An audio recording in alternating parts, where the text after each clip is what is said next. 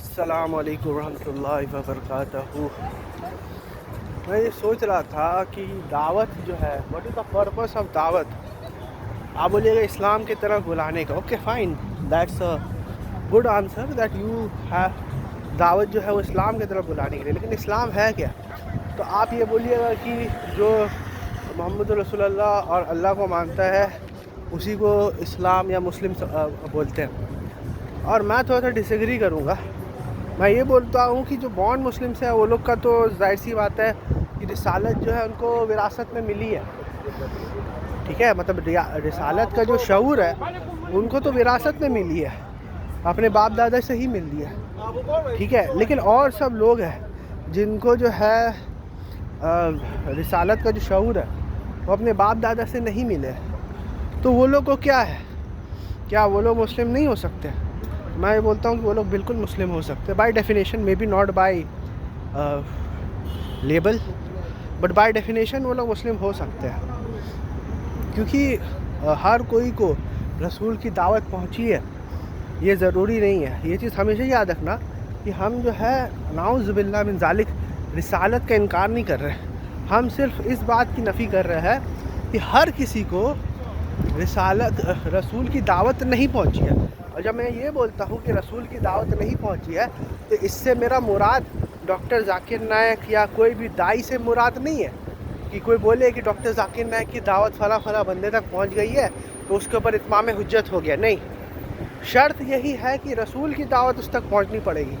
اگر اس کے پاس رسول کی دعوت پہنچی ہے اور اس کے بعد اس نے جانتے بوجھتے انکار کیا ہے تب وہ کافر ہو سکتا ہے. لیکن ہم لوگ کو یہ چیز پتہ کیسے چلے گا آج کے ڈیٹ میں؟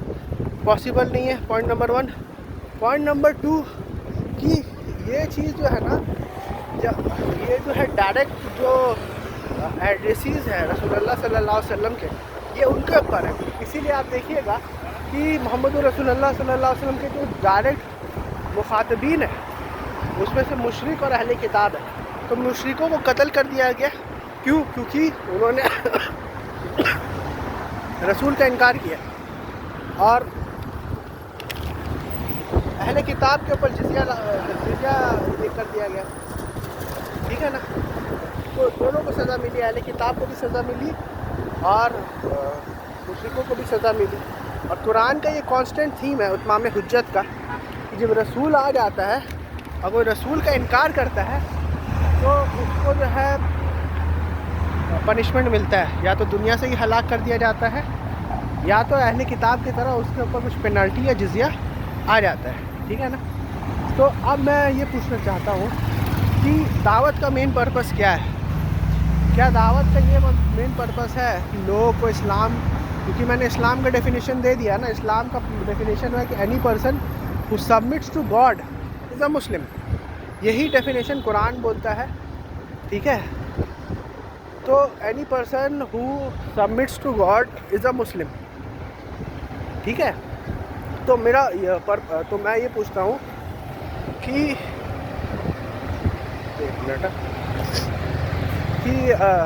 دعوت کا پرپس کیا ہے؟ دعوت کا یہ پرپس ہے کہ you have to unite the humanity. Yes, آپ جو ہے سوچ کے جو ہے آپ بولے گا کیا یونٹی وغیرہ کی بات کر رہا ہے, تو کفر بک رہا ہے, یونٹی آف ریلیجن کی بات کر رہا ہے. میں بول رہا ہوں یس, یہی قرآن ہمیں بتاتا ہے. ٹھیک ہے, اور قرآن جو ہے وہ کنورژن کے اوپر کسی کو کنورٹ کرنے کے لیے نہیں بولتا ہے, وہ یونائٹ کرنے کے لیے بولتا ہے. کئی مثالیں میں آپ کو دے سکتا ہوں. ایون جوز اینڈ کرسچنس کے بارے میں جو ہے قرآن کیا بولتا ہے؟ تعالی الی کلمۃ سواء بیننا وبینکم, come to common terms as between us and you. Quran ان کو یہ نہیں بولتا ہے کہ